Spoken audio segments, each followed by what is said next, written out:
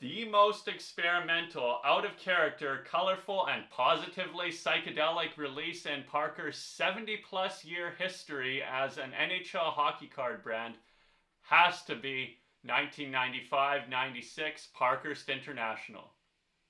Let's sit with the guru. Just as they do now, Upper Deck was producing Parkhurst hockey cards in 1995-96, and in the previous year, they tried to modernize the cards a little bit. First of all, for lockout-related reasons, instead of releasing a standard Series 1 and Series 2, Parkhurst released Parkhurst and then Parkhurst SE. Parkhurst was a domestic release.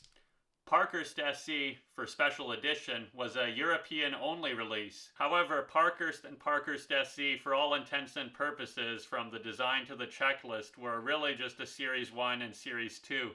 They look exactly the same, right down to the foil dude in the corner of the card. The only way to tell them apart is by looking on the back, where the card numbering will either just have a number or will say SE before the number. The addition of purple as a secondary primary color along the traditional green was also a noteworthy development. The only other set I can think of to use green and purple as a primary color scheme is the 1993 Munwar Enterprises dinosaur set. Upper Deck, of course, would ultimately produce their own dinosaur-related cards about a decade and a half later, but I'm getting way off topic. Now, what's relevant for us today is that Upper Deck really leaned into the global theme the following season with 1995-96 Parkhurst International, and they also dove deep into the color palette, as we're going to see as we get into this pack.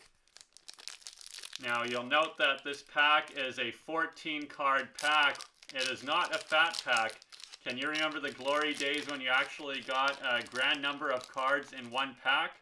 They also say limited edition on the front. I don't think they're that limited, certainly not by contemporary standards. But there you go. Look at the colors on this card. Stephen Rice, a classic name as well. He was a kind of heartthrob for card companies in the early 90s. So you'd always get shots of him with his helmet off, maybe his shirt off as well if you were lucky. You see a secondary kind of silhouette of him colored in here, the Hartford Whalers logo in the background, this burst of color, kind of team related in color. On the back, you've got some pretty funky colors as well, not the traditional colors you'd expect from Parkhurst with these yellow accents, a little bit of blue trim as well. Overall, they're a nice card. They're certainly not really what you would expect as a Parkhurst card, but they are nice cards in their own right. Following up with that, we've got Jari Kurri, a Hall of Famer. And behind him, yes, Ziggy Palffy. There's Ziggy Palffy a little further on in his career. Ziggy Palffy here was just about to develop into a star. You can see he hadn't quite gotten there yet on the back of this card, but I'm not going to spend too much time on him. I could spend the whole video talking about Ziggy Palffy. Luc Robitaille, during his short time as a New York Ranger. Behind him, Brett Hull. We're doing pretty well for star power in this pack. We've had 3 Hall of Famers and 5 cards so far. Ray Whitney, not a Hall of Famer, but a 1,000-point player. A lot of offensive power in this pack. Yuri Himalev, nice, very nice. If you watched the last video I made, you already know a ton about Yuri Himalev, so I'm not going to get into him too much here. These cards are sticking together a bit, but I'm trying to do my best to separate them. Chad Kilger, he would shortly afterwards be in the Teemu Selanne trade. He's kind of a unique case as a guy who made the NHL as an 18-year-old and then was traded in the middle of his first season in the NHL as an 18-year-old. Nicholas Lidstrom, another 1,000-point player and Hall of Famer, this time a defenseman. You can see him in the background here as well with his 91-92 Parkhurst card. That's a rookie card, and it features him wearing the NHL 75th anniversary original 6 special jerseys. Next we have Peter Popovic, a much less known name. Let's learn something about him. So our buddy Peter is actually Swedish. I would have guessed Czech based on his name. So that is something that I did not know about Peter Popovic. Sergei Brylin afterwards, a quietly important member of the New Jersey Devils Stanley Cup Championship teams. Actually, we see him with his Stanley Cup champion cap on and the Stanley Cup there. Cam Neely afterwards, continuing the Hall of Fame theme with this pack. I doubt we are going to see so many Hall of Famers in the other packs. John Van Beesbroek from the Hall of the Very Good. And we finish off with Rod Brindamore, Should he be a Hall of Famer? A lot of people think he should be. With Guy Carbonneau in, it's hard to make the argument against Rod Brind'Amour. And we have our second pack here. I mentioned earlier that Parkhurst has a 70-plus year history. Their original iteration was during the original 6 era, and I only have one card from that time period, this Marcel Pronovost. Parkhurst first made cards in 1951-52, then continued to do so for most of the original 6 era. They disappeared after the original 6 era, but were revived in the early 90s by ProSet in 1991, which was a smart move, but ProSet went bankrupt in 1993, which was not so smart a move. So Upper Deck took over for Parkhurst from there, making Parkhurst cards for the next 3 years. Parkhurst International was the last year that Upper Deck made Parkhurst cards in their initial run. Then Parkhurst went dormant for a few years, then came back as an in-the-game product in the early 2000s, and subsequently has been an on and off release for Upper Deck since 05-06. So the fact that Parkhurst was dormant after 95-96 maybe indicates that Parkhurst International, with all the funky psychedelic colors, wasn't quite the success that had been hoped for. We start off this pack with Alexander Selivanov, a Russian who had a kind of forgotten 30-goal season in the mid-90s. Felix Potvin, Felix the Cat. I'm sure lots of people still remember him because he was Toronto's starting goalie for quite a while. Joe Juneau.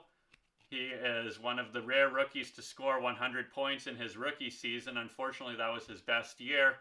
And behind him, Teemu Selanne, another rookie who scored 100 points and had his best season as his first NHL season.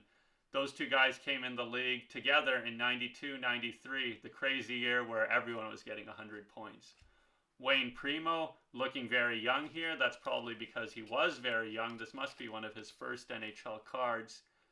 And yeah, he had just come into the league last year, scoring 1 goal in 1 game.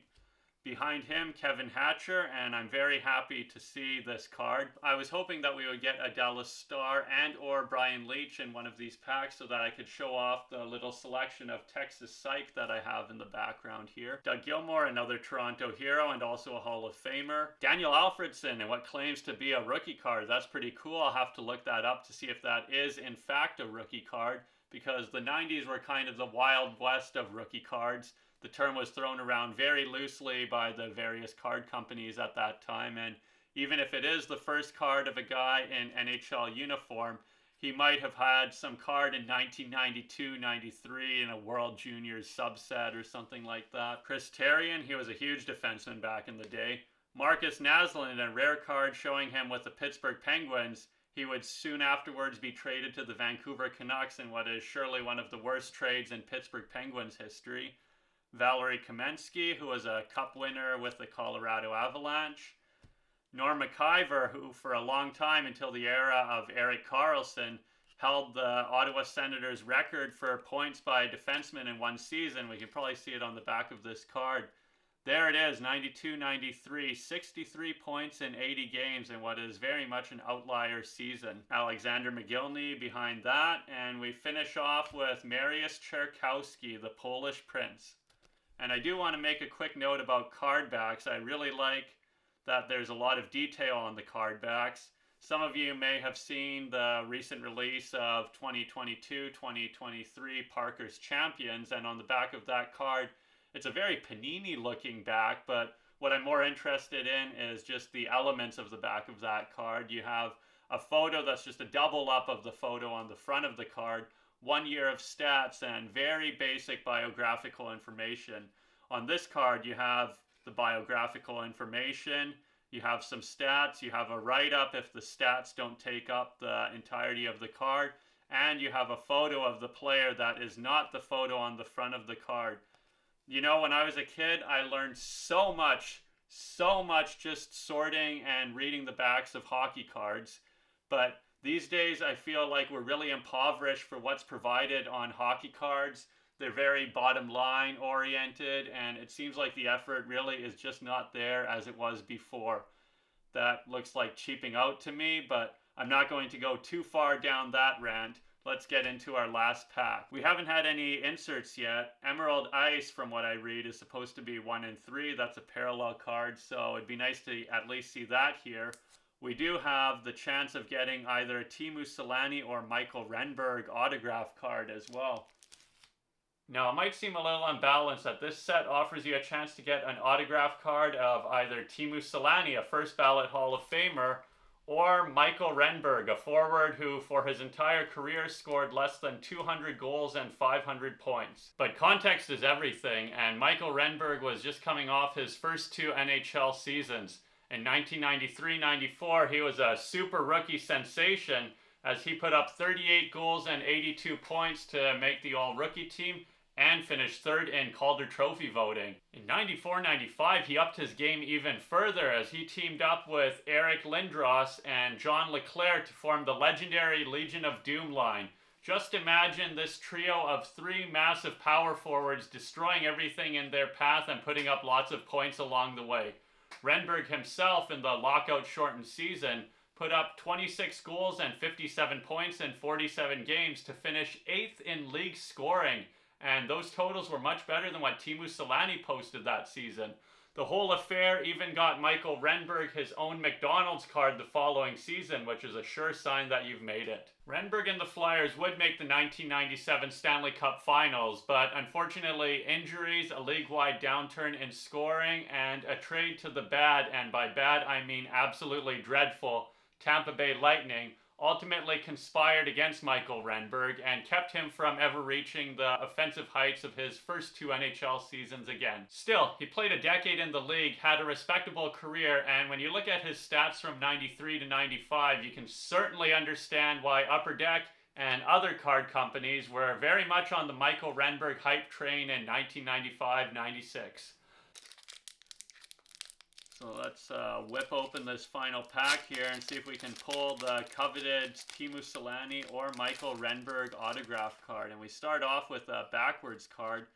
Shane Churla, we saw him in my last break as well, the Dollarama pack, so check that out if you haven't yet. Jason Daw. Are all these cards going to be backwards? Jocelyn Thibault, about to be in the Patrick Waugh trade. Follow that up with Brett Hedican, who married Christy Yamaguchi, fun fact. Andrei Kovalenko behind him. His son is a prospect right now, and he may be in the Colorado organization as well, if I'm not mistaken. Kovalenko would be in the same trade with Jocelyn Thibault, sent to Montreal for Patrick Waugh, along with Martin Ruzinski, and Mike Keane was going the other way with Patrick Waugh. Roman Oksuda, very nice. Brian Leach, whom we talked about earlier, C1 Play 1.